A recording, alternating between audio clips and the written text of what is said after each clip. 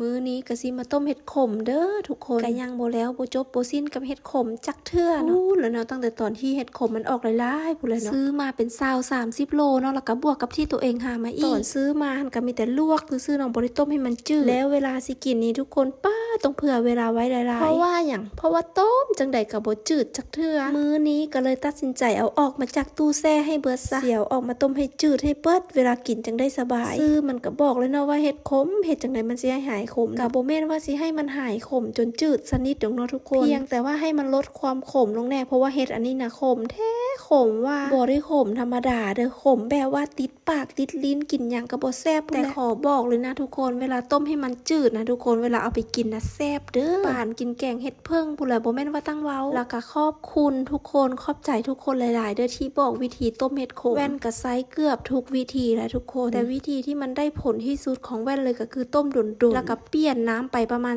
2-3 น้ำอีกอย่างหนึ่งก็คืออย่าลืมผ่าให้มันน้อยเนาะเพราะว่ายิ่งตอนใหญ่เห็นนั้นยิ่งนานจืดมื้อนี้ว่าสิมาต้มหม้อเดียวมันก็บ่เบิดเนาะก็เลยได้มาต้ม2 หม้อต้มใส่น้ำขี้เถ้าเด้อมื้อนี้นะตามที่ FC บอกเอาขี้เถ้านี่แหละไปใส่ในน้ำแล้วก็กรองเอาแต่น้ำใสๆมันแล้วก็เอามาต้มใส่เนาะลองเบิ่งดูใบสิดาใบกล้วยใบมะแข้งก็เคยต้มใส่แล้วเด้ออันนี้เฮ็ดจากประสบการณ์จริงเลยต้มแค่15 นาทีนี่บ่มีทางจืดอีกวิธีนึงก็คือเอาไปแช่ใส่ปูนเนาะทุกคนปูนเคี่ยวมากแช่แบบข้ามคืนไปเลยแต่ว่ามื้อนี้ก็คือลืมมันแหละวิธีนั้นก็ได้ผลอยู่ได้แหละลองต้มแล้วว่าต้มน้ำเดียว15 นาที